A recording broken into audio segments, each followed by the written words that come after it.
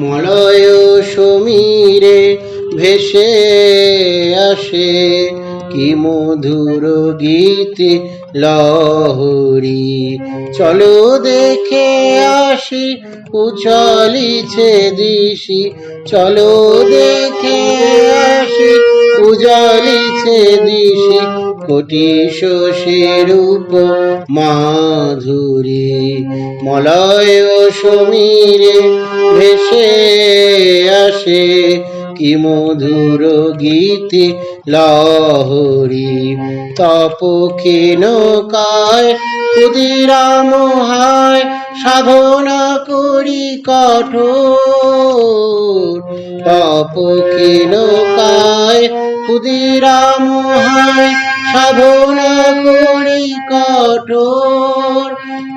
কোন দেবতায় আনিলা ধরায়, কোন দেবতায় আনিলা ধরায় নন্দন বন বিহারী।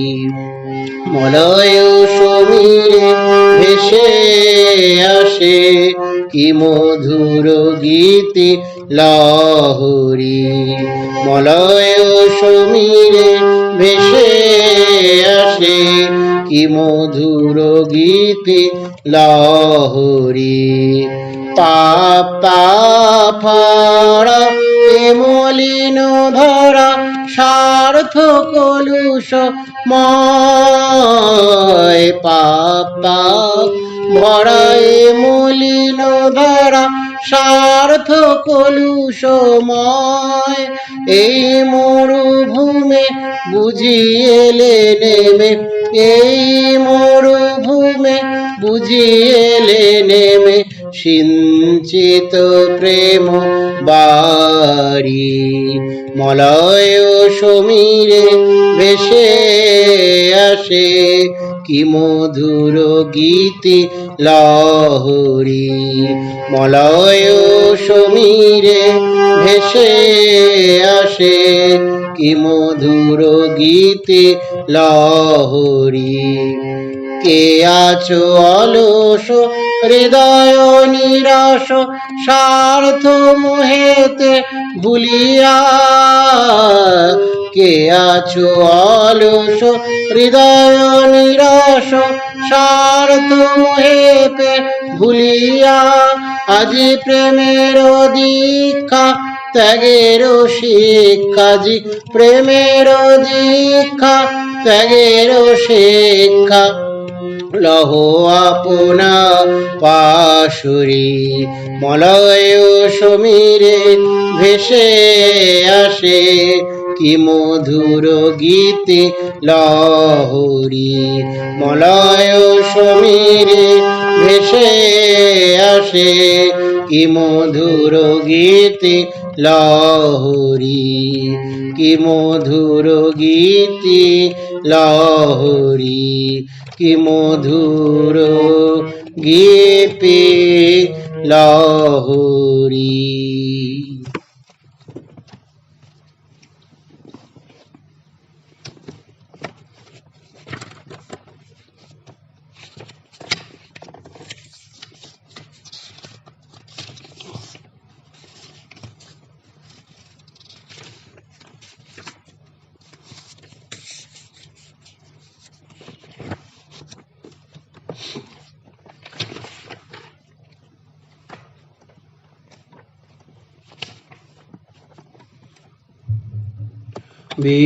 বিশ্বধাতা পুরুষস্তমাদ্যো হে ভক্তিনোরূপেণ ততো তহেদম। হে রাম কৃষ্ণ তৈ ভক্তিহীনে কৃপা কটাক্ষং কুরুদেব নিত্যম। তং পাশি বিশ্বং সৃজসি তমেব তমাদিদেব বিনিহংসি সর্বম। হে রাম কৃষ্ণ তৈ ভক্তিহীনে कृपाकटाक्षं कुरुदेव नित्यं मायां समाश्रित्य करोषि लीलां भक्तान् समुद्धर्तुम् अनन्तमूर्ते हे राम कृष्ण तयि भक्तिहीने कृपाकटाक्षं कुरुदेव नित्यं विधृतरूपं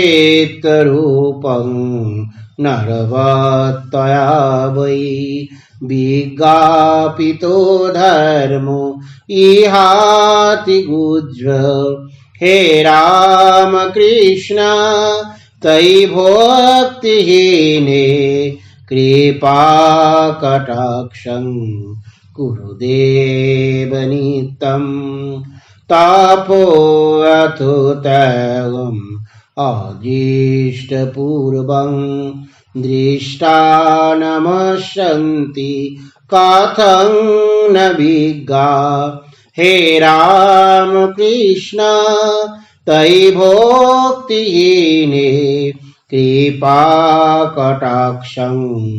कुरुदेव नित्यं तन्नाम श्रुतात्र भवन्ति भक्ता वरन्तु दृष्टापि न भोक्तियुक्ताः हे राम कृष्ण तयि भक्तिहीने कृपाकटाक्षं कुरुदेव नित्यं सत्यं विभुं शान्तम् अनादिरूपं प्रसादयेतामज अनन्तशून्यं हे राम कृष्ण तयि भक्तिहीने कृपाकटाक्षं कुरुदेव नित्यं जानामि त्वत्त्वं महिदेवैशिकेन्द्रं किन्वा स्वरूपं कथमेव भावं हे राम कृष्ण तयि भक्तिहीने कृपाकटाक्षं कुरुदेव नित्यं कृपाकटाक्षं कुरुदेव नित्यं कृपाकटाक्षं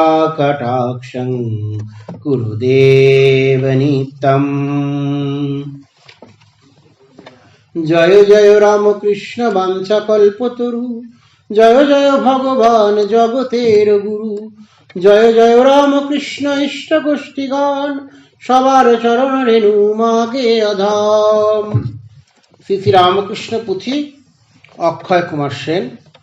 আজকে এই বিশেষভাবে শ্রী রামকৃষ্ণ পুথি আলোচনা করতে গিয়ে মাইকেল মধুসূদনের সাথে প্রভু শ্রীরামকৃষ্ণ দর্শনের যে গমন সেটি নিয়ে আলোচনা আজকে করা হবে। এটি ত্রিপদী ছন্দে বদলে এটা পয়ার ছন্দের মধ্যে লিখিত আছে।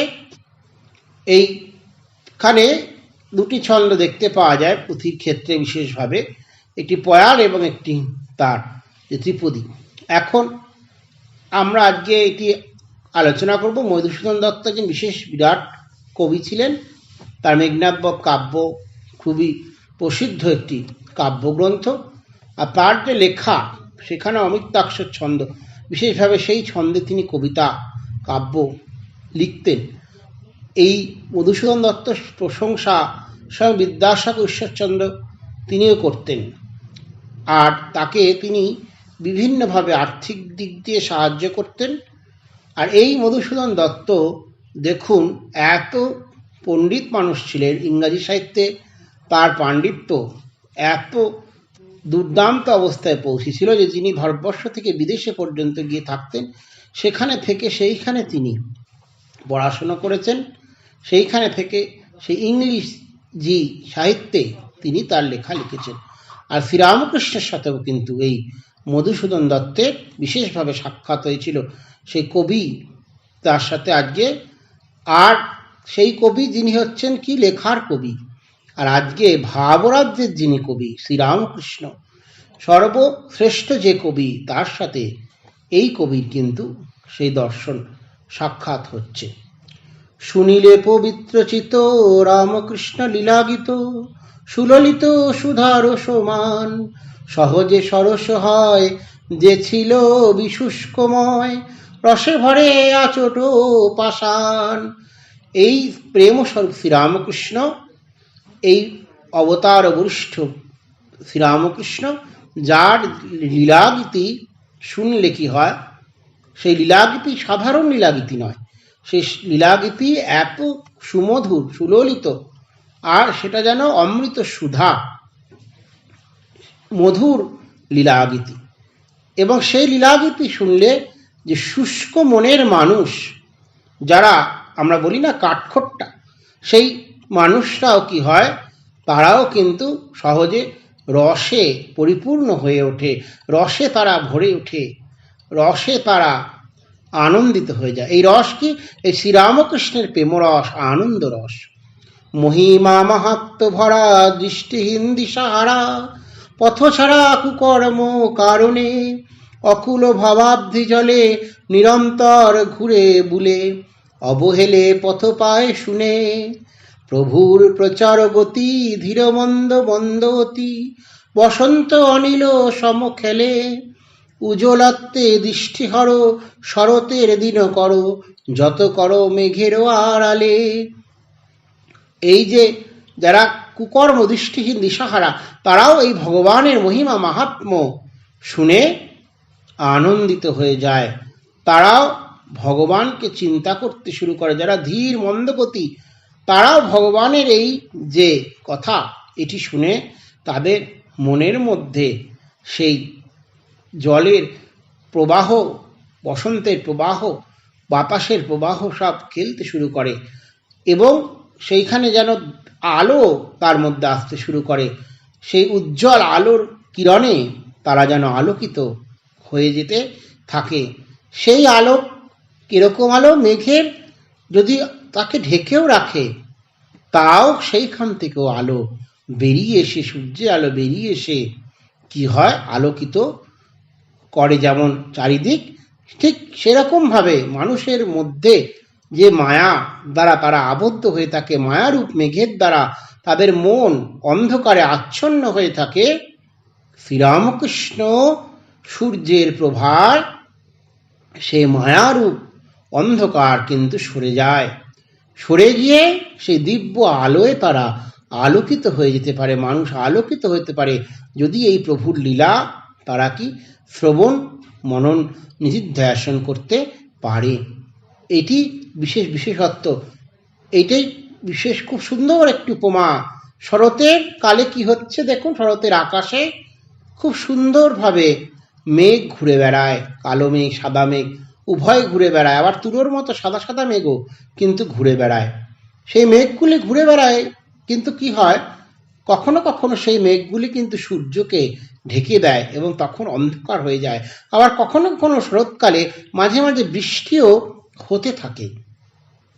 তাই কি হয়, অন্ধকার হয়, বৃষ্টি হয়, বা মেঘে সূর্যকে ঢেকে দেয় ঠিকই, কিন্তু সেটা কিছুক্ষণ সময়ের জন্য, অনেক সময়ের জন্য না। বর্ষার মতো বিরাট মেঘ এনে সূর্যকে ঢেকে দিয়ে অনেকক্ষণ ধরে বৃষ্টি হওয়া, সেটি কিন্তু নয়। এখানে যেটি হয় সেটা কিন্তু এইরকম হয়, কিছু মেঘে হয়তো ঢেকে দিল, আবার সেটি সরে গেল, আবার সেখানে আলোর উদ্ভাবনা দেখতে পাওয়া গেল।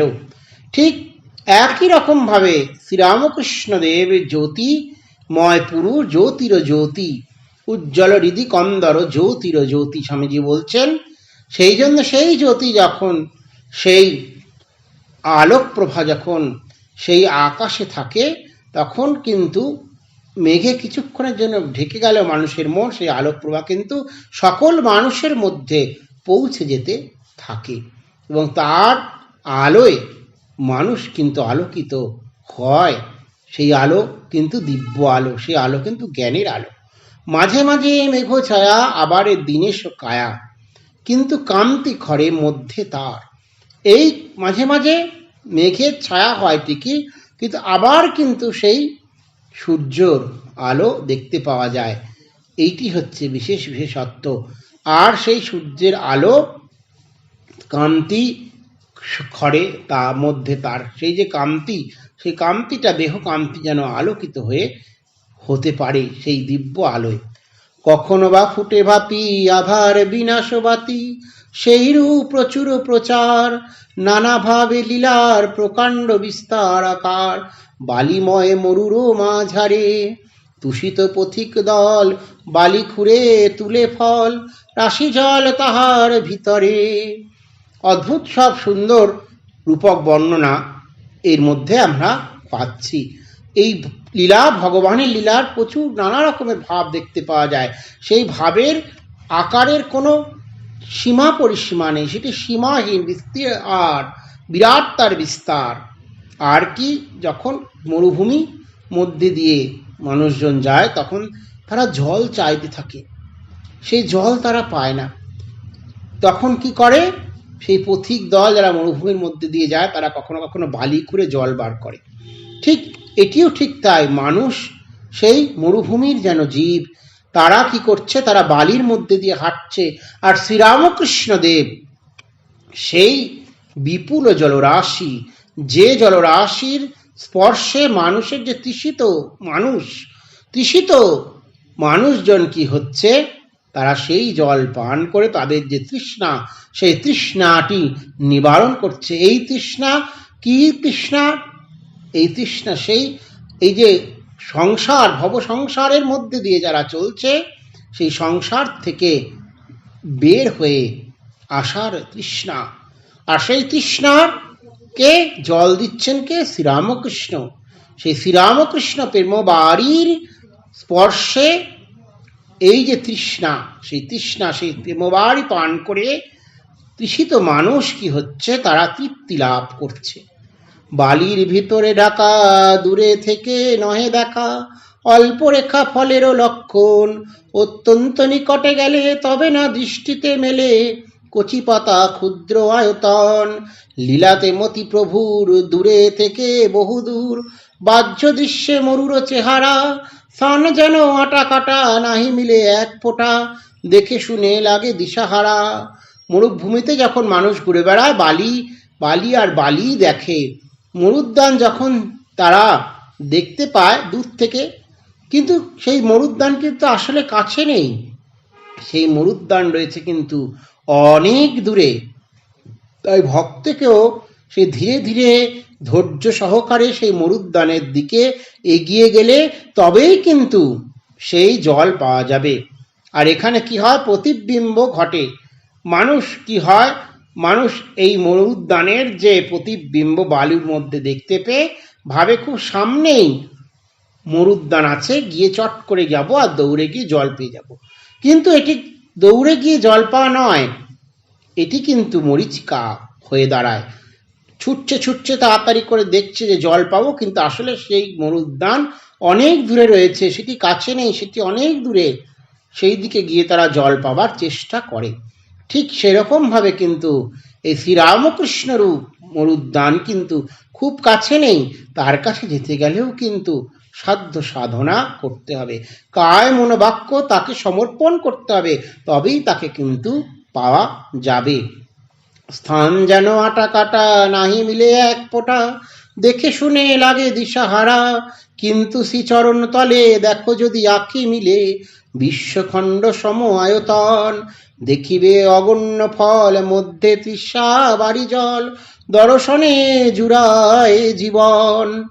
হ্যাঁ, কিন্তু কোন সাধক যদি শ্রীরামকৃষ্ণকে চিন্তা করে এগিয়ে যেতে পারে, তাহলে সে চোখ দিয়ে সেই বিশ্বখণ্ড সম আয়তন পুরুষ ভগবান শ্রীরামকৃষ্ণকে দেখতে পাবে, আর তখনই পাবে পূর্ণ ফল।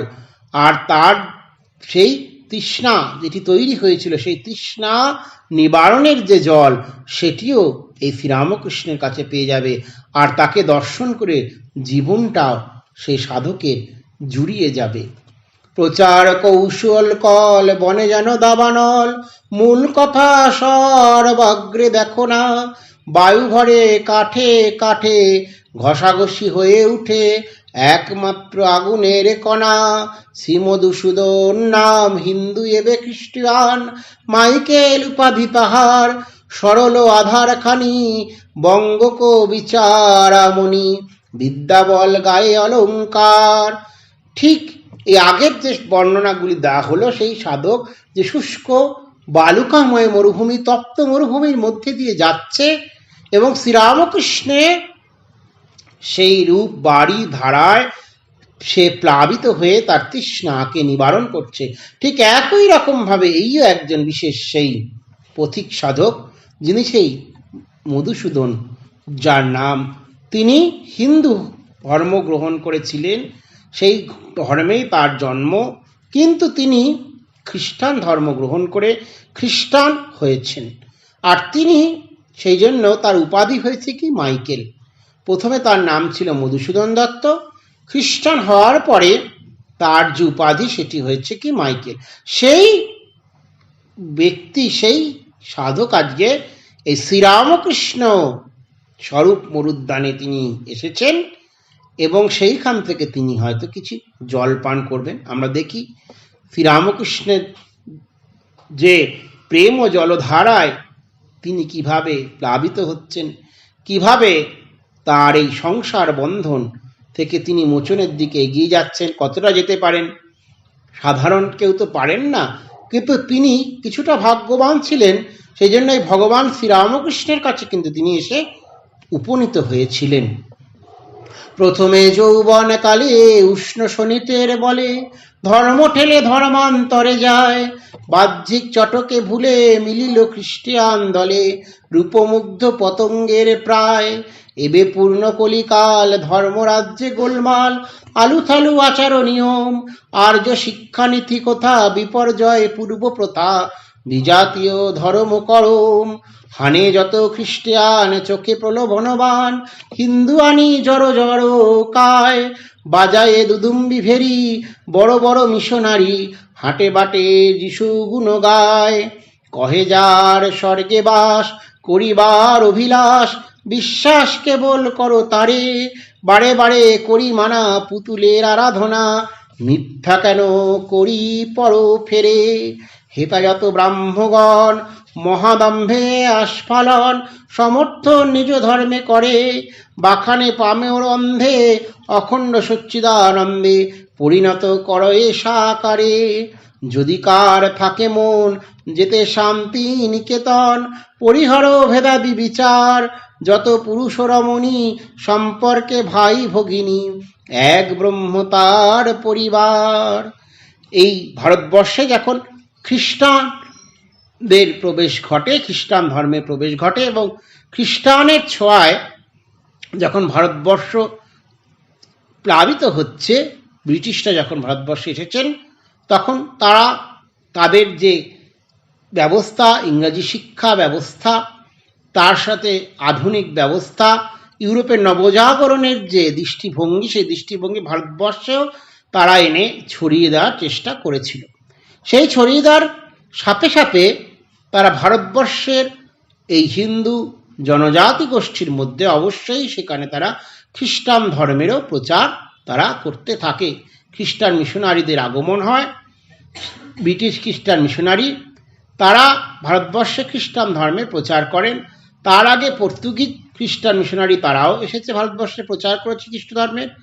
তার আগে ভারতবর্ষে এসেছে সেই ফ্রান্সের খ্রিস্টান মিশনারি, তারাও ভারতবর্ষে সেই প্রচার করেছে খ্রিস্ট ধর্মে। এই বিভিন্ন যে খ্রিস্টান মিশনারিগণ এবং খ্রিস্টান করার যে কৌশল ব্রিটিশ নিয়েছিল ভারতবর্ষের প্রথম সময়ে যখন তাদের আগমন ঘটেছিল ভারতবর্ষের স্বাধীনতার আগে, বিশেষভাবে তারা ভারতবর্ষকে যখন জানতে চেষ্টা করছে, তারা বুঝতে চেষ্টা করছে, তার সাথে সাথে ভারতের যে সম্পদ, সেই সম্পদকে কার্যকরী করার চেষ্টা করছে, নিজেদের জন্য সঞ্চিত রাখার চেষ্টা করছে। তার সাথে সাথে কিন্তু আরেকটি কাজও তারা করেছে, সেটি হচ্ছে খ্রিস্টান ধর্মের সম্প্রসারণ। এই খ্রিস্টান ধর্মের সম্প্রসারণ করতে গিয়ে ভারতবর্ষের এই যে হিন্দু সেই যে কবি, তিনিও কিন্তু তার যে ধাক্কায় তিনিও কিন্তু বিশেষভাবে একটু ধাক্কা খেয়ে গিয়েছিলেন। তার ফলে কি হয়েছে, তার যে চিন্তা, তার চেতনা, সে তার মধ্যে ইংরাজি শিক্ষা, তার সাথে সাথে তাতে তিনি বড় হয়ে ওঠা, এই আধুনিকতার চিন্তা, এইগুলোর সাথে সাথে যুক্ত হয়ে গেছে খ্রিস্টান ধর্মের গ্রহণ করার চিন্তাও। সেই জন্য কি হয়েছে, সে যখনই ইংরাজি শিক্ষায় শিক্ষিত হয়েছে, যখনই সে আধুনিক হয়েছে, ভারতবর্ষের প্রাচীন যে ধর্মচিন্তার থেকে মনটিকে ওপরে উঠে নিয়ে যখন আধুনিক হয়েছেন তিনি, তখন কি হয়েছে, বিশেষভাবে কিন্তু খ্রিস্টান ধর্ম তিনি গ্রহণ করেছেন। আর খ্রিস্টান মিশনারিরা বিশেষভাবে এই স্বর্গবাস করার যে কথা, এটি বিশেষভাবে প্রচার করত। তার সাথে সাথে তারা প্রচার করত পাপ বোধ, পাপ থেকে মুক্তির চিন্তা। তার সাথে প্রচার করত হিন্দুদের যে পৌত্তলিক পূজা, মূর্তি পূজা, সেই মূর্তি পূজার তারা বিরোধিতা করত। আর তারা ছিল সেই অপৌত্তলিক। এই জন্য হিন্দুর যে পৌত্তলিকতা, হিন্দুর এই পৌত্তলিকতাকে তারা বিশেষভাবে কি করত, তারা বিরোধিতা করত। তার ফলে তারা কিন্তু বিশেষভাবে খ্রিস্টান ধর্ম প্রচার করতে, বিশেষভাবে তারা ছড়াতে এই ধর্মকে খুবই তারা সাহায্য পেয়ে গেছে। আবার ব্রাহ্মণ দ্বারা অত্যাচারিত মানুষদের, এটিও এখানে বিশেষভাবে বলার বিষয়। কারণ হিন্দু ধর্মের মধ্যে ব্রাহ্মণগণের সেই সমকালীন তাদের যে অত্যাচার ছিল, দম্ভ ছিল, সেই দম্ভ থেকে, অত্যাচার থেকে বেরিয়ে আসার জন্য সাধারণ মানুষ বহুজন তারা এই খ্রিস্ট ধর্মে তারা ধর্মান্তরিত তারা হয়েছেন। সেই জন্য কি হয়েছে, এই ধর্ম প্রচারে তাদেরও বিশেষভাবে কিন্তু সুবিধা হয়েছে। যত পুরুষ রমণী আছে এখানে, সকলেই যে ভাই, সকলেই যে ব্রহ্ম, তার পরিবার, এইটি কিন্তু বোধ সাধারণভাবে তখন ব্রাহ্মণ সমাজে তারা ছড়িয়ে দিতে পারেনি সাধারণ মানুষের মধ্যে, হিন্দু ধর্মের মধ্যে। তারা সেই সময় তারা জাত পাত, তারা তাদের সূচি অসুচি, এই সব বোধই তাদের মধ্যে চলত।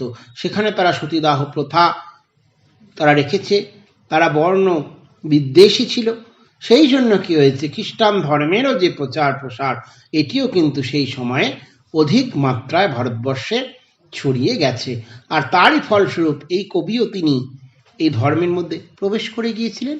যে তিনি আজকে সেই সর্বধর্মের সমন্বয় স্বরূপ শ্রীরামকৃষ্ণের কাছে কিন্তু এসেছেন। এইটি বিশেষ বিশেষত্ব যে শ্রীরামকৃষ্ণ যিনি সর্বধর্মের স্বরূপ, সর্বদেব দেবীর স্বরূপ, তার কাছে আজকে এই ধর্মান্তরিত কবি, শ্রেষ্ঠ একজন কবি তিনি আজকে এসেছেন। এবং শ্রীরামকৃষ্ণ কি করে তাকে সেই জল খাইয়ে, মরুদ্যানের জল খাইয়ে তাকে কি করছেন, তার তৃষ্ণা নিবারণ করছেন। এদিকে হিন্দু সন্তান সাকার যাদের প্রাণ, সেবা ভক্তি আচরণে মন, কেহ কয়ে ভজ কৃষ্ণ সনাতন সর্বশ্রেষ্ঠ, কষ্ট যাবে জুড়ায় জীবন। কেহ বলে ভজমায় অনাদ্যা শক্তি সামায়, ভক্তি মুক্তি শান্তি প্রদায়িনী, সকলের মূলাধার এ বিচিত্র সৃষ্টি যার, দয়াময়ী জগত জননী। কেহ কয় ভক্তিভাবে ভজ বিশ্ব গুরু শিবে, কেহ কয় ভজ গজানন, কেহ দিবা করে কয় সকল মঙ্গলালয়, রোগ শোক তাপ নিবারণ। কেহ কয়ে ভজ রাম নবদুর্বা বলশ্যাম, গুণধাম অগতির গতি, অপার তাহার মহিমা পাদপর্শে কাষ্ঠ সোনা, মানবিনী পাষাণ মূরতি। কেহ উন্মত্তের পাড়া বলে ভাই ভজ গোড়া, সঙ্গে ভাই নিত্যানন্দ তার, দয়াময় দুই ভাইয়ে প্রেম দান মার, খেয়ে ভালো মন্দ না করি বিচার। হ্যাঁ, ভারতবর্ষে হিন্দু ধর্ম সেই সময় ভাগ হয়ে আছে। সেই সৌর সংখ্যায় খুব কম ছিল যারা সূর্যের উপাসনা করত। বৈদিক প্রথা, বৈদিক বিধি, আজকে আমরা ছট পুজো করি। সেই ছট পুজোতে দেখা যায় কি, এই কিন্তু সেই সূর্যের উপাসনা। সেই সূর্যকে পুজো করা হচ্ছে সূর্য উদয়ের সময় আর সূর্য অস্ত যাওয়ার সময়। এটি সম্পূর্ণ একটি বৈদিক কর্মকাণ্ড। ছট পূজাটি এখন একমাত্র বলা যায় ভারতবর্ষের একটি বিশেষ বৈদিক কাণ্ড, গার্হস্থ্য বৈদিক কাণ্ড। যেই গার্হস্থ্য বৈদিক কাণ্ডটি ছট পুজো রূপে প্রসিদ্ধ, এবং এটি কিন্তু সেই সৌর সম্প্রদায়ভুক্ত মানুষজন প্রাচীনকাল থেকে পূজা করে আসছে। এই হলো সৌর সম্প্রদায়ের পুজো। এই সূর্যের পুজো করা হয়ে থাকে। আমরা যখন পূজা করি কোনো দেবতার, তখন আমরা এই সূর্যের পুজো করে থাকি, সূর্যকে অর্ঘ্যদান করে থাকি সবার প্রথমে। তার কারণ কি, এই যে বৈদিক ঋষিরা তারা এই পূর্ব দিকে সূর্য উদয় হয়, সেই সূর্য উদয় চিন্তা করে সূর্যদেবের পূজা করে আসছে। যুগ যুগান্তর থেকে আদিত্যের পূজা করে আসছেন। এই আদিত্যই সেই সূর্য, এবং তিনি তার থেকে দ্বাদশ আদিত্যেরও সৃষ্টি এবং তত্ত্ব আমরা ঋগ্বেদের মধ্যে পেয়ে থাকি। পরবর্তীতে দেখা গেছে কি, সৌর সম্প্রদায়ের পরে এসেছে কি বিশেষভাবে গাণপত্য সম্প্রদায়। এই গাণপত্য সম্প্রদায় হচ্ছে গণেশের তারা পুজো করে থাকেন। তারা এই গজাননের পুজো করে থাকেন। এই গজানন সে পার্বতী শিবের পুত্র, সেই গজানন যিনি সর্ববিঘ্ন নাশকারী। আমরা ভারতবর্ষের সেই পশ্চিম দিকে বিশেষ করে এই গণপত্য গজানন গণেশের পুজোর প্রচলন খুব বেশিভাবে দেখে থাকি। এই গণেশ হচ্ছে, গণ হচ্ছে গিয়ে মানুষ বা লোক।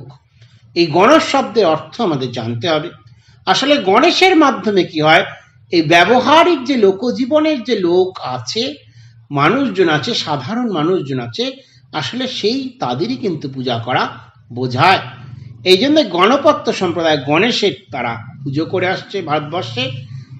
তারপরে কি শৈব সম্প্রদায়, যারা সেই বিশ্বগুরু শিব, যিনি আগম শাস্ত্রের প্রণেতা, যিনি আগম বলছেন, তন্ত্র আগম তিনি আলোচনা করেন, সেই মহাদেব শিব যিনি পার্বতীকে শেখাচ্ছেন সেই আগম তন্ত্রের দ্বারা শিক্ষা। পঞ্চম বেদ তন্ত্র, সেই ঋক সাম যজু অথর্বের পর বিশেষভাবে পঞ্চম বেদ হয়ে আসে তন্ত্র এবং পুরাণ আদি। আর শিব হচ্ছে সেই বিশেষভাবে সেই দেবতা যিনি এই বেদকে তিনি সর্বসাধারণের মধ্যে আলোচনা করেছেন।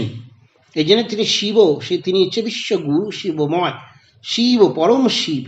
তার পুজো কিন্তু শৈব সম্প্রদায়রা করে আসছে যুগ যুগান্তর ধরে। হিন্দু ধর্মের মধ্যে এই শাখাগুলি দেখতে পাওয়া যেত, এবং তাদের যে বিভিন্নতা সেইটিকে নিয়ে কিন্তু তারা সেই সময়ে চলতো। তার সাথে সাথে অবশ্যই নারায়ণ, নবদুর্বাদল, শ্যামের, কৃষ্ণের পুজো করার যে বৈষ্ণব সম্প্রদায়, বিষ্ণুর উপাসক যারা, তারা বৈষ্ণব, সেই বৈষ্ণব সম্প্রদায়ের প্রভাব প্রতিপত্তি ছিল। তারা নারায়ণের পুজো, বিষ্ণুর পুজো করে আসছিল। এই বৈষ্ণব সম্প্রদায়ের মধ্যে আবার বিভিন্ন বিভাগ দেখতে পাওয়া যায়, শ্রী পরম্পরা দেখতে পাওয়া যায়। তার সাথে সাথে নির্বাকাচার্যের পরম্পরা দেখতে পাওয়া যায়। যারা শ্রীকৃষ্ণের, তারা কিন্তু রামানুজাচার্যের পরম্পরা দেখতে পাওয়া যেত, যারা বরাবর বিভিন্নভাবে এই শ্রীকৃষ্ণের তারা পূজা করে আসছেন। আর তার সাথে সাথে শক্তি দেবী শ্যামার পুজো, দুর্গার পুজো করে আসছে যারা, তারা সেই শাক্ত সম্প্রদায়ও কিন্তু ভারতবর্ষে তথা বঙ্গদেশে তারাও কিন্তু পুজো করে আসছিল। সেই শাক্ত সম্প্রদায় বিশেষ একজন সেই আগম বাগীশ, তিনি তার সেই তন্ত্রশাস্ত্রের দ্বারা দেবী পূজা, শক্তির উপাসনা করে আসছিল বহু যুগ যুগান্তর ধরে। নবদ্বীপে তার সেই শাস্ত্র পাঠ এবং শক্তি আরাধনা চলে আসছিল। কিন্তু সেখানেই আবার আবির্ভূত হয়েছে সেই চৈতন্য মহাপ্রভুর। যে চৈতন্য মহাপ্রভু তিনি কি করেছেন, তিনি বৈষ্ণব ধর্মের প্রচার করেছেন। কিন্তু সেই চৈতন্য মহাপ্রভু সেই গোড়ারও পূজা, তাকে ভজনা করা, আর নিত্যানন্দ মহাপ্রভু তার সঙ্গে যে ছিলেন তারও পূজা করা, তার ভজনা করা, এটিও কিন্তু চলে আসছিল বৈষ্ণব ধর্মের প্রভাবে, চৈতন্য প্রবর্তিত বৈষ্ণব ধর্মের প্রভাবে। এরা হলো সেই বৈষ্ণব সম্প্রদায় যারা হলো গৌড়ীয় বৈষ্ণব সম্প্রদায়। চৈতন্য মহাপ্রভু সৃষ্টি করা বৈষ্ণব সম্প্রদায় হলো সেই গৌড়ীয় বৈষ্ণব সম্প্রদায়। বৈষ্ণব ধর্ম চৈতন্য মহাপ্রভুর আগেও ছিল। তার যে গুরুদেব অদ্বৈত আচার্য, তারা সেই বিশেষভাবে এই সুন্দরভাবে তারা বৈষ্ণব ধর্মকে নিয়ে যাচ্ছিলেন। শ্রীবাস পণ্ডিত তারা বিশেষভাবে চৈতন্যের আগেই বৈষ্ণব ধর্মের তারা প্রচারক ছিলেন। তারা বিষ্ণুর পূজা করতেন, শালগ্রাম শিলার পূজা করতেন। কিন্তু শ্রী চৈতন্য মহাপ্রভুর আবির্ভাবের পরবর্তীতে যে বৈষ্ণব ধর্ম সৃষ্টি হয় সেটা সেই চৈতন্য উত্তর বৈষ্ণব ধর্ম। একটি চৈতন্য পূর্ব বৈষ্ণব ধর্ম এবং একটি চৈতন্য উত্তর বৈষ্ণব ধর্ম। অনেকে মনে করে থাকেন, কনফিউশন হয় আমাদের মধ্যে, যে চৈতন্যদেবী কি বৈষ্ণব ধর্মের প্রবর্তক? কিন্তু নয়, চৈতন্যদেব বৈষ্ণব ধর্মের প্রবর্তক নন। চৈতন্যের আগেও কিন্তু বৈষ্ণব ধর্ম ছিলেন। চৈতন্যদেব যেটি করলেন সেটি চৈতন্য পূর্ব বৈষ্ণব ধর্মের পরে চৈতন্যোত্তর বৈষ্ণব ধর্মের তিনি হচ্ছেন বিশেষভাবে স্রষ্টা। সেখানে পরবর্তীকালে রূপ সনাতনাদি ষোড় গোস্বামীর আবির্ভাব ঘটে। তার সাথে সাথে আবির্ভাব ঘটতে থাকে সেই কৃষ্ণদাস কবিরাজ, যিনি চৈতন্য চৈতামৃত লিখেছেন। তাদের আবির্ভাবে এই চৈতন্যদেবের যে বৈষ্ণব পরম্পরা সেটি বিশেষভাবে ভারতবর্ষ তথা বঙ্গদেশে বিস্তৃত হয়ে থাকে এবং আজকে এই চৈতন্যোত্তর বৈষ্ণব সর্বশ্রেষ্ঠ সর্বোচ্চ বৈষ্ণব পরম্পরা হিসেবে কিন্তু খ্যাতি লাভ করেছে। দয়াময় দুই ভাইয়ে প্রেম দেন মারকে, ভালো মন্দ না করি বিচার, বৈদান্তিক গণ হেতা মায়া শুনে নারে মাথা, জ্ঞান মার্গী বিশুষ্ক হৃদয়। এই যে চৈতন্যদেব এবং নিত্যানন্দ, তারা সেই দুইজনে মিলে প্রেম বিতরণ করেছে। যাদের হরি বলতে নয়ন ঝরে, তারা দুভাই এসেছিলেন। এই দুজনে মিলে সেই জগায়মাধাইকে উদ্ধার করেছেন। কিন্তু বৈদান্তিকগণ যারা, সেই সত্যম অনন্তম ব্রহ্মজ্ঞান এই যে যারা বিচার করছেন, যারা সেই তত্ত্বমসি বিচার করেন, তারা কিন্তু তাদেরও কিন্তু সেই মায়াবাদ নিয়ে তারা বিতর্ক করে থাকে এবং সেই জ্ঞানমার্গের যে চিন্তা সেটিও হিন্দু ধর্মে কিন্তু সেখানে সাথে সাথেই চলছিল। আকার দেখিলে পরে মায়া মায়া ডাক ছাড়ে, অবিরাম নেতি নেতি কয়, এই রূপে সম্প্রদায় নিজ নিজ মতে গায়, সর্বশ্রেষ্ঠ সকলের সার। এই হিন্দু ধর্মের মধ্যেই এত রকমের সম্প্রদায় দেখতে পাওয়া গেছে সেই সমকালে। আর সেই মধ্যে এবং প্রত্যেক সম্প্রদায়কে কি করতে, তারা তাদের নিজেদের শ্রেষ্ঠ বলে মনে করতে থাকে। কিন্তু শ্রীরামকৃষ্ণদেব সেই সম্প্রদায়ের যিনি আজকে সেই গুরুদেব, যিনি এলেন, যিনি সমস্ত সম্প্রদায়কে একত্রিত করে দিলেন তার সে যত মতত পথ বাণীর মাধ্যমে, এইটি হচ্ছে আমরা দেখতে পাব। শুনে হয় জ্ঞান হারা হরিপদ লুব্ধ যারা, ভেবে সারা পাগল আকার, ভাবে কোন পথে গেলে হৃদয় রতন মিলে, কি হেন সুরিদ পাই কারে। ঝটিকা কুয়াশা ঠেলে ব্যান ঠিক পথে তুলে, কুলহীন ভীষণ পাথারে, এমন বিপ্লব কালে অবতীর্ণ ধরা পালে, প্রভুদেব নররূপ ধরি। এই যখন সেই ধর্মের মধ্যে ধর্মের বিপ্লব হচ্ছে, আবার একটি ধর্মের মধ্যেও তাদের যে বিভিন্ন সম্প্রদায়, সেই সম্প্রদায়ের মধ্যেও বিপ্লব হচ্ছে। আর ঠিক শ্রীরামকৃষ্ণদেবের আবির্ভাব সেই সময়েই দেখতে পাওয়া গেছে। শ্রীরামকৃষ্ণের আবির্ভাবের যে তাৎপর্য, অবতারের আবির্ভাবের যে তাৎপর্য, এটি বিশেষভাবে আমরা বুঝতে পারব কেন তিনি অবতার আসেন যুগে যুগে এসে এই সর্বধর্মের মধ্যে সমন্বয়ের সাথে সাথে একই ধর্মের মধ্যে যে বিভেদ তারও কিন্তু তিনি সমন্বয় সাধন করেন। জঞ্জাল করিলা দূর মহিমা শ্রীপ্রভুর, সর্বধর্ম সমন্বয় করি, অগণ্য সাধন মতো ভিন্নাকার ভিন্ন পথ, দেখাইলা চরিয়া পনে, স্বধর্মে সরল ভাবে যে পথিক যবে যাবে, সে পাবে নিশ্চয় ভগবানে। সাকারে নাহিকে খাদ, সাকারে না দিলে বাদ, সাকার সে সবাকার মূল। ভিত্তি বুনিয়াদ ছাড়ি বল কি সম্বল করি, রাখো ধরি প্রকাণ্ড দেউল। বুঝিতে নারিনু মন ধর্ম ছাড়া কি রকম, নিজ ধর্ম কেন দেয় ফেলে। পূর্বাপর দেখা যায় সব ছেলে পুষ্টি পায় আপনার জননীর কোলে। মার চেয়ে যার টান সে ডাকিনি মূর্তিমান, মার ধার সে কিছু না ধারে। পুষ্টি কোন উপাদানে গর্ভ ধারিণী জানে, অন্য জানে বুঝিতে না পারে। সর্বধর্ম মার প্রায় কৃপাবতী নিজ ছায়, কাগ ধর্ম ও ধর্মে নাহি খেলে। ধর্ম নিত্য বিদ্যমান নামান্তরে ভগবান, নাহি পোষে অপরের ছেলে। সর্বধর্ম এক রূপ কিন্তু ভাবে নানা রূপ, এক হয়ে স্বতন্ত্র আকার। এই ধর্ম সর্বধর্মের কিন্তু রূপটি একই, কিন্তু সেটিকে আমরা নানা রূপভাবে দেখতে পাই। এই যে কথাটি, এরই যে উপমা, সেই উপমাটি খুব সুন্দর করে আলোচনা করা হয়েছে। আমরা মন দিয়ে সেটা বুঝতে পারি না, নিজের ধর্মটাকেই খালি ভাবতে থাকি, নিজের মতটাকে শুধু ভাবতে থাকি। এইটি হচ্ছে আমাদের বিশেষ ব্যাপার। আর কি, দেখো সমস্ত ছেলেরাই পুষ্টি কিন্তু তারা পায়। জগৎ জননীর কোলে দুর্গা দেবী তিনি সকলকে সমান দৃষ্টিতে দেখছেন। নিজের মা যখন তার সন্তানদের পালন করে, তখন সমস্ত সন্তানকে সমানভাবে কি করে, পুষ্টি বিতরণ করে, তাদেরকে খেতে দেয়। কিন্তু আমরা ভাবি যে হয়তো কেউ বেশি পুষ্টি পাচ্ছে, কেউ পুষ্টি পাচ্ছে না, এটা অন্য কেউ বুঝতে পারে না, কিন্তু তার সন্তানরা ঠিকই বুঝতে পারে। এই যে কৃপা, তার মায়ের কৃপার থেকে কেউই বঞ্চিত হয় না, মায়ের কৃপা সকলেই সমানভাবে পেতে থাকে। কিন্তু আমরা ভাবছি মা হয়তো কাকে একটু বেশি কৃপা করছে, কাকে একটু কম, কাউকে তো আরেকটু বেশি, এরকম ভাবতে থাকি। তার ফলে আমাদের মধ্যে কি হয়, ভেদের সৃষ্টি হয়, নানা ভেদের জন্ম হয়। নানা ভেদ থেকে আমাদের মধ্যে, মনের মধ্যে মলিনতার সৃষ্টি হতে দেখা যায়। তখন আমরা বিচার করতে থাকি, কিন্তু সে বিচার করে কিছুই লাভ নেই, কারণ সর্বধর্ম সেই একই কথা বলে থাকে। সে ধর্মতত্ত্বের বিচারে কিছুই হওয়ার থাকে না। ধর্মে ধর্ম সদা তুষ্ট, ধর্মত্যাগে ধর্মরুষ্ট।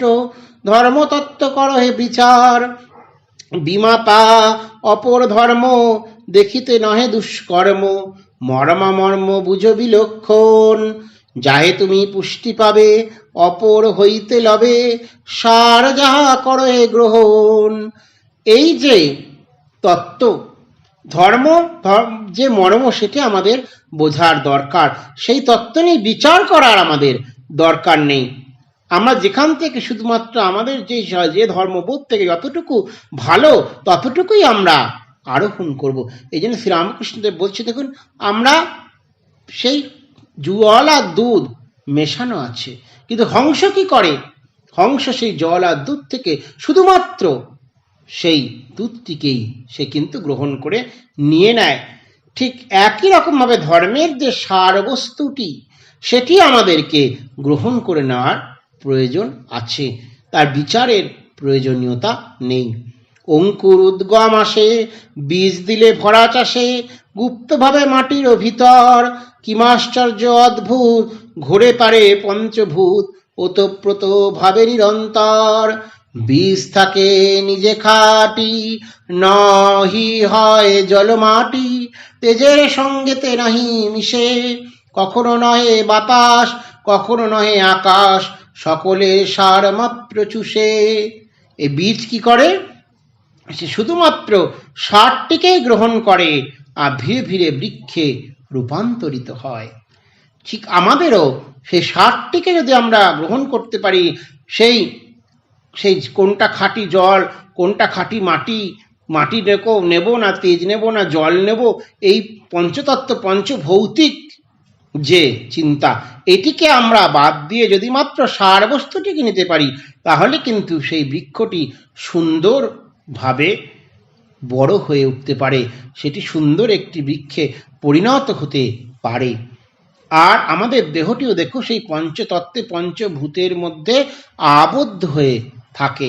সেই জন্য কি হয়, আমাদের এই পঞ্চভৌতিক যে দেহ মন, সেই পঞ্চভৌতিক দেহ মনে দ্বারা আমরা কি করি, সদা সর্বদা সেই হিংসা, দেশ বিদ্বেষ এইগুলিকেই প্রাধান্য দিয়ে থাকি। এই প্রাধান্য নিয়েই চলতে চলতে আমাদের মনের মধ্যেও সেই প্যাঁচ চলতে থাকে। সেই প্যাঁচ নিয়ে চলতে গিয়ে কি হয়, আমাদের চিত্ত শুদ্ধি হয় না, আর ভগবান লাভও আমাদের হয় না। চিত্ত যদি শুদ্ধ হয়, তাহলে ভগবান লাভ অচিরেই সম্ভব হয়ে থাকে। এই জন্য কি, যে যে সব উপাদানে প্রফুল্ল অঙ্কুরুদ গমে উপযুক্ত সহায়তা করে, নিজ দেহ পুষ্টিকারী তাহাই গ্রহণ করি, বাদ বাকি ফেলে দেয় ছুঁড়ে।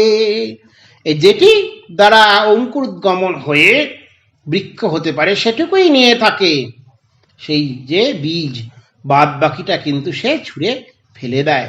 বাণিজ্যেতে দেশান্তরে যেতে কেবা মানা করে, অর্জন করিতে রত্নধন লয়ে মাল ডিঙা ভরা, চতুর বণিক যারা তরা ফিরে আপন ভবন, নামে উঠে প্রেমরাশি স্বর্গাদপি গড়িয়সী, জননী জনমের স্থান হৃদয় উথলে পড়ে, বারেক স্মরণে যারে ছাড়ি তারে কি আছে কল্যাণ, নামে মাত্র প্রাণ গলে দর্শনে কিবা ফলে, সম্ভোগে উদয় কিবা সুখ, কাষ্ঠ তুলি কালি ভরা তাই দিরা সে চেহারা, আখিতে নারীনু রইল দুঃখ।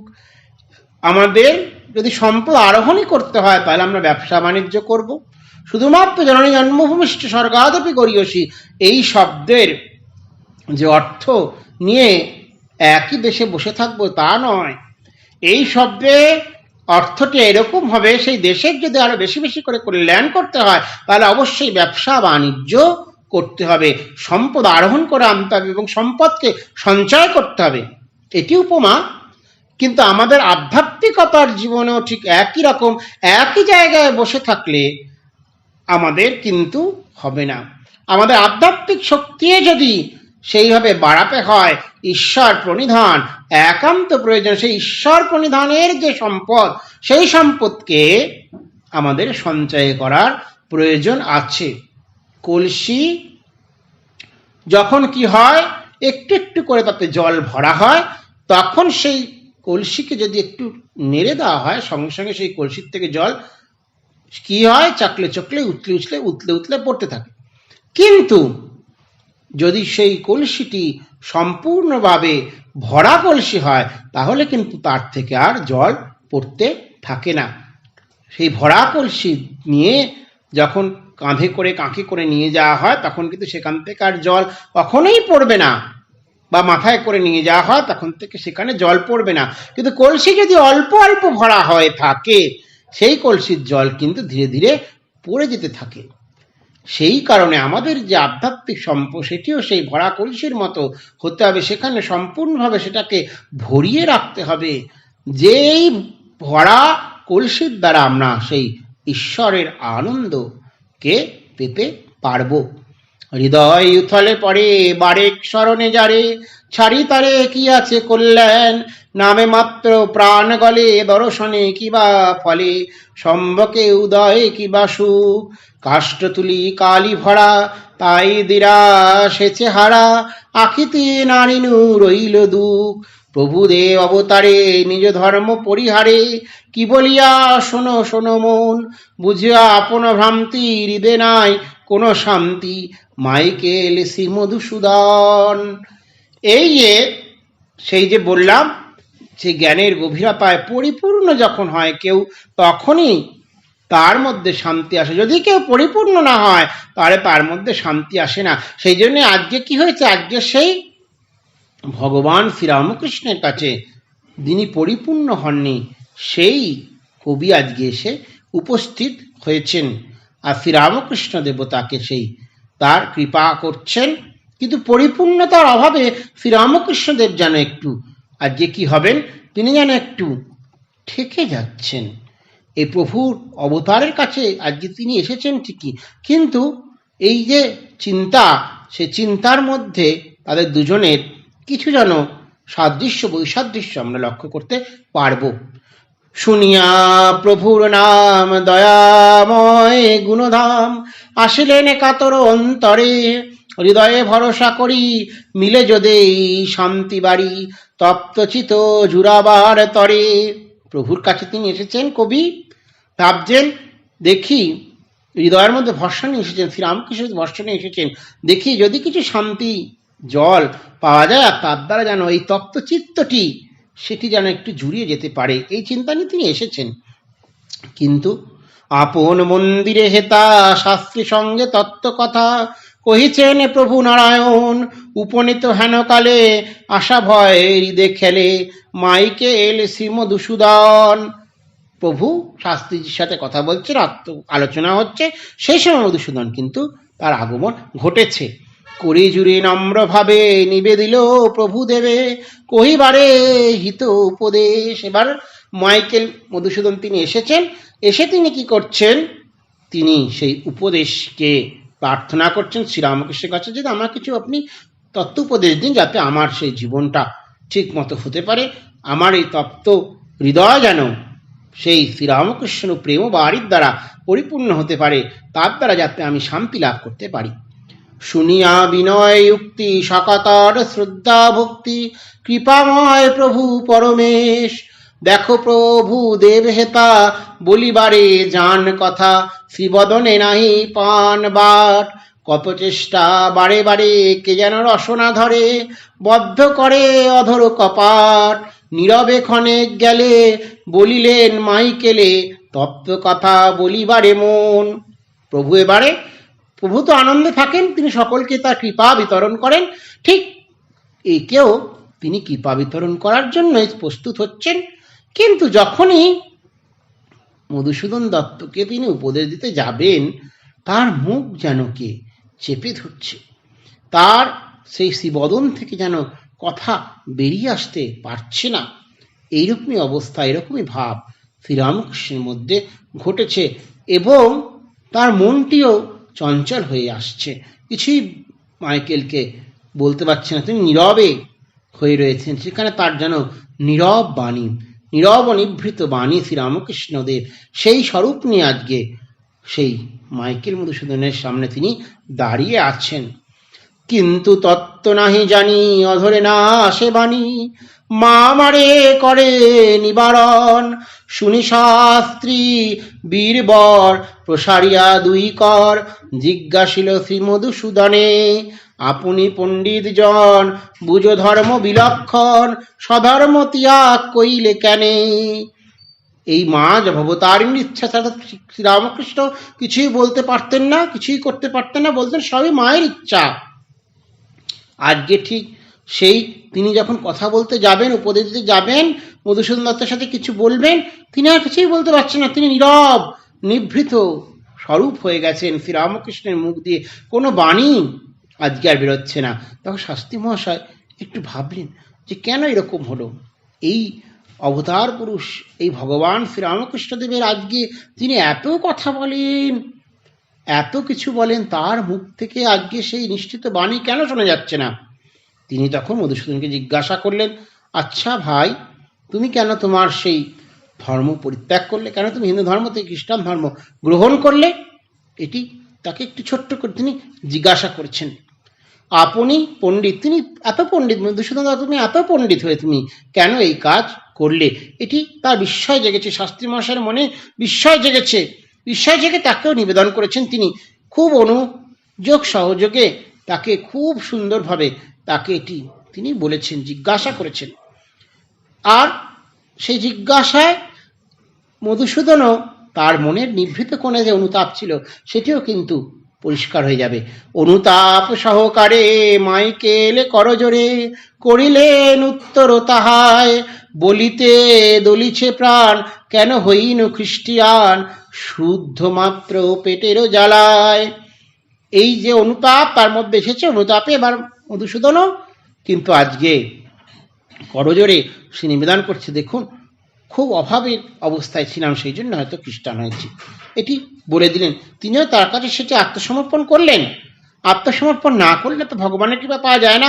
ভগবানের দরজায় আজকে তিনি এসেছেন, তাই তাকেও সম্পূর্ণভাবে আত্মসমর্পণ করতে হবে, তাকেও জানাতে হবে কেন তিনি এই কাজ করেছেন।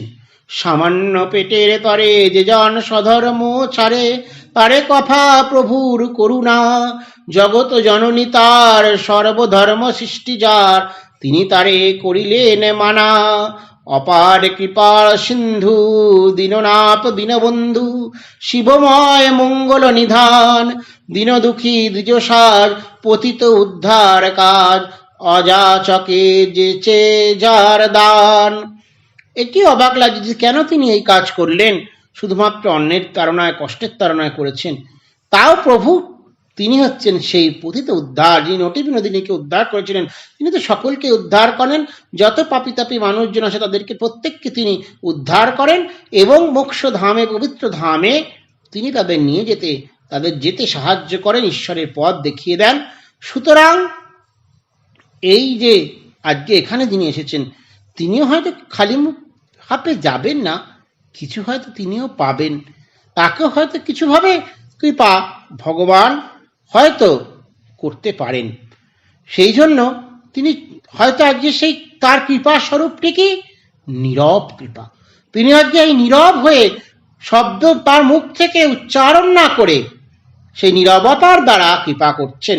আমাদের আছে, আমরা কখনো কখনো হয়তো শব্দ বলি, মন্ত্র বলি, কথা বলি, কিন্তু কখনো কখনো নীরবতা সেটিও কিন্তু বিশেষ শক্তি, তার মধ্যে থেকেও আমাদের মধ্যে আসে। সেই নীরবতার মধ্যে দিয়েও কিন্তু অনেক কিছু বোঝা যায়। আজ শ্রীরামকৃষ্ণ সেই নীরব হয়ে যে আশীর্বাদ করছেন, সেই আশীর্বাদ হয়তো মধুসূদনের কিছু কাজে পরবর্তীতে লাগতে পারে, এটি কিন্তু হতে পারে। অপার কৃপার সিন্ধু দীননাথ দীনবন্ধু, শিবময় মঙ্গল নিধান, দীন দুঃখীর যশাজ, পতিত উদ্ধার কাজ, অযাচকে যেতে যার দান, তার ঠাই শূন্য করে ভিখারি বিমুখে ফেরে, নাহি দেখি না করি শ্রবণ, এই মাত্র একজনা, মা যারে করিল মানা, মাইকেল শ্রী মধুসূদন। রামকৃষ্ণ লীলাগীতি ভক্তি গ্রন্থ শাস্ত্রনীতি, যাবতীয় ইহার ভিতরে পাবে তা যা অন্বেষণ, এবে তুমি দেখো মন কি ফল স্বধর্ম পরিহারে। এই ভগবান আগে নীরব হয়ে একটি বিশেষ শিক্ষা দিলেন। আগে মা শ্রীরামকৃষ্ণের মুখের বাণীকে তিনি আটকে রেখেছেন, ধরে রেখেছেন, তাকে কিছুতেই বলতে দিচ্ছেন না। আজকে সেই নীরব হয়ে কিন্তু বিশেষ শিক্ষা ভগবান দিলেন। দেখো, এই যে ধর্ম পরিত্যাগ করে এসছে সাধারণ একটু অভাবের জন্য, কষ্টের জন্য, সেই ব্যক্তিকে তুমি উপদেশ দিও না।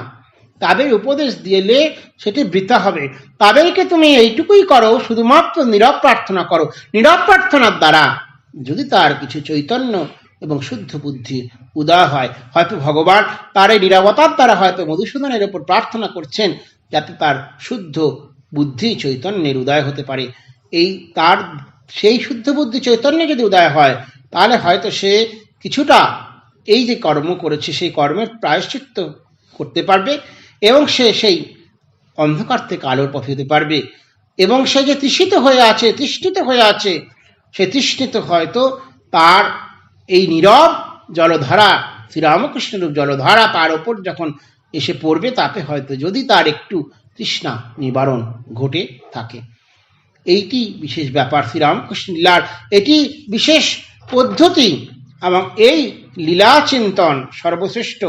এই ভগবানের যে চিন্তা আছে, সেই চিন্তার মধ্যে একটি তার স্বরূপ চিন্তন, একটি তার হৃদয়ে তাকে চিন্তন, ধ্যানের দ্বারা তাকে চিন্তন করা, আরেকটি তার লীলা চিন্তন। তার লীলা যদি আমরা চিন্তন করতে পারি, তাহলে আমরা সেই ভগবানের পাদপদ্মে পৌঁছানোর পথ পেতে পারি। এইটি বিশেষভাবে সাধক এই লীলাগীতির দ্বারা দেখিয়ে দিয়েছেন। জয় জয় রামকৃষ্ণ অখিলের স্বামী, জয় জয় গুরু মাতা জগৎ জননী, জয় জয় দোহাকার যত ভক্তগণ, সবার শরণ রেণু মাগে অধম। ওম শান্তি শান্তি শান্তি, হরি ওম তৎসৎ। শ্রীরামকৃষ্ণার্পণমস্তু।